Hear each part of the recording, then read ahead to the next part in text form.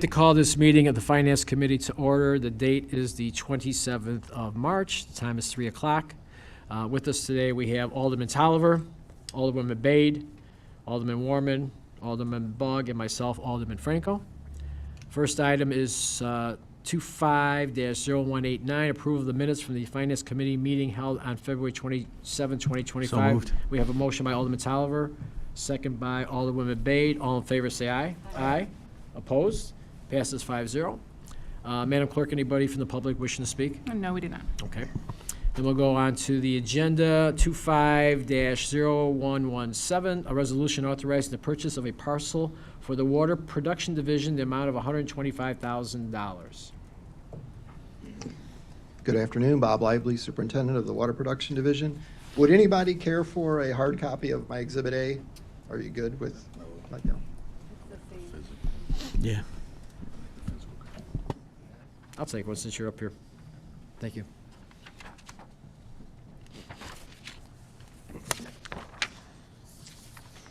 So yes, this I'll get into the background on it. First, we've worked with MOED.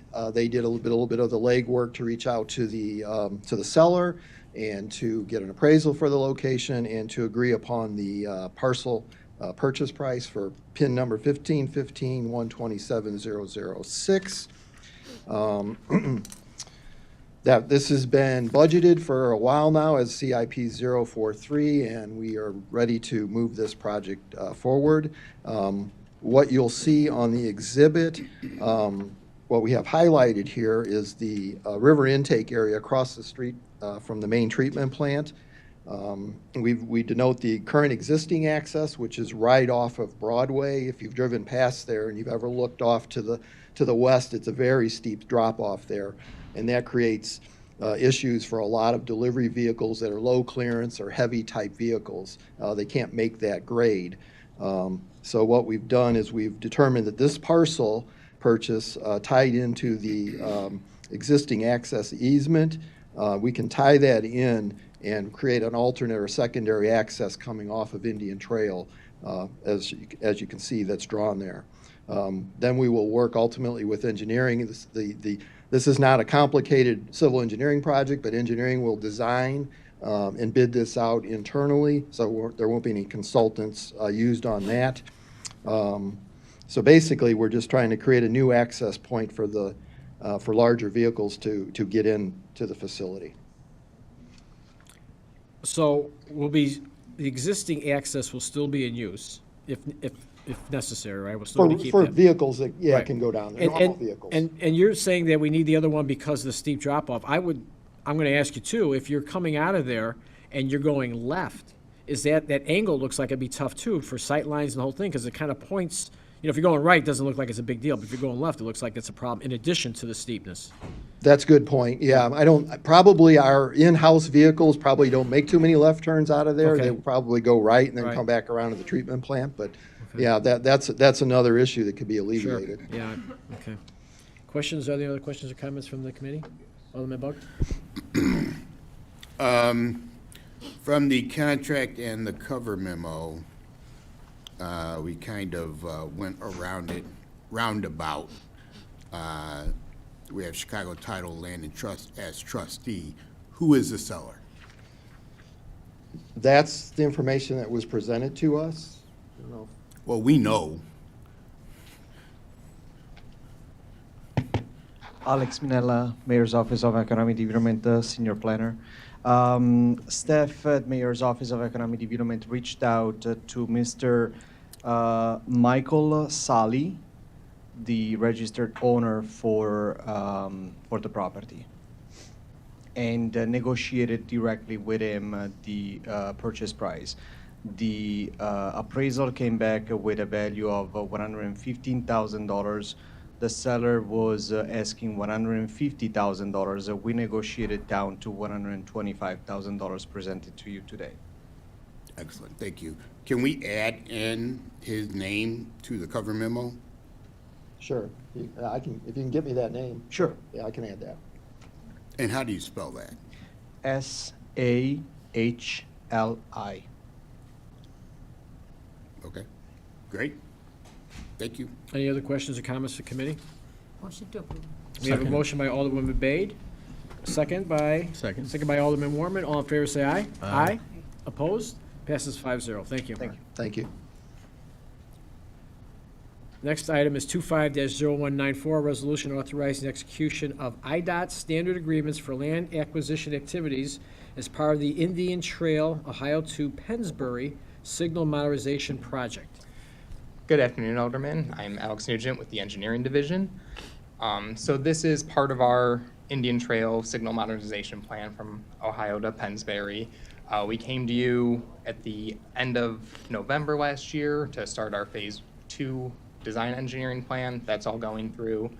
As part of that, we do have a little bit of land acquisition on this project, and just due to an IDOT procedural change, there are a couple forms that now need to be executed by a local official. So going forward, we'd probably bring these through at the same time as the Phase 2 agreements, but as their new procedural change, we're kind of here as a standalone today. Okay. Questions or comments from the committee? Thank you, Chairman. Can you please add the map with this? Oh, yeah. Yeah, thank you. Alderman Bug, did you have anything? No. Anybody else have any questions or comments? Motion to approve. Second. We have a motion by Alderwoman Bade, second by Alderman Warman. All in favor, say aye. Aye. Aye. Opposed? Passes 5-0. Thank you. Thank you. Next item is 25-0208, a resolution approving the expansion of the Historic Preservation Grant Program and adopting new program guidelines.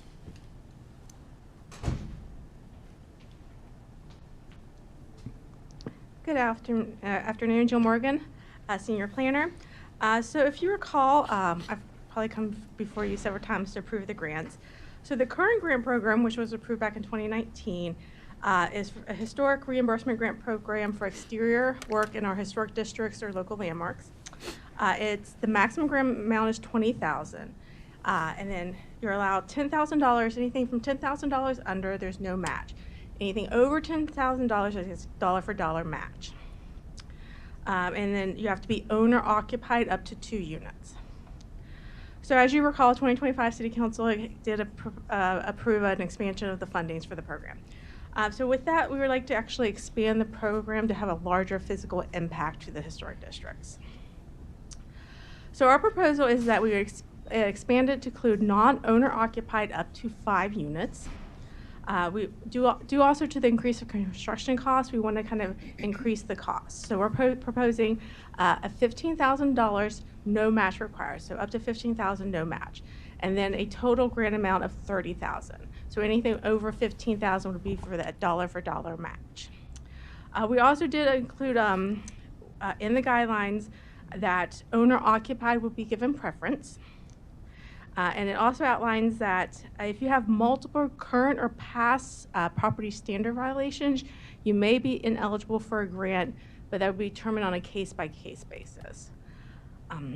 We also added some additional projects that wouldn't be eligible. That includes painting aluminum siding, decks, K-style gutters, and aluminum storm windows and doors. And they're really not historic projects, and they never really get funded. So instead of wasting people's time getting cost estimates, or just saying they're ineligible projects. So that's really kind of the summary of the grant expansion. Is there any questions? So I get that costs are going up, so we increase it. That's an easy one to follow.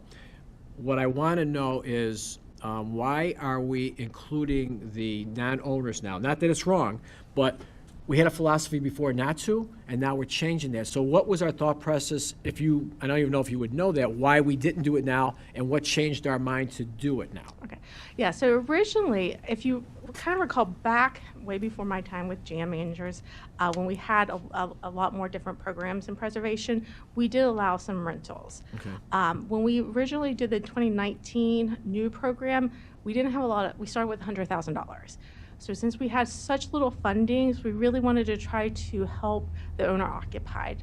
Particularly, we're thinking of those homeowners who have lived in the districts for so long. A lot of them have become retired.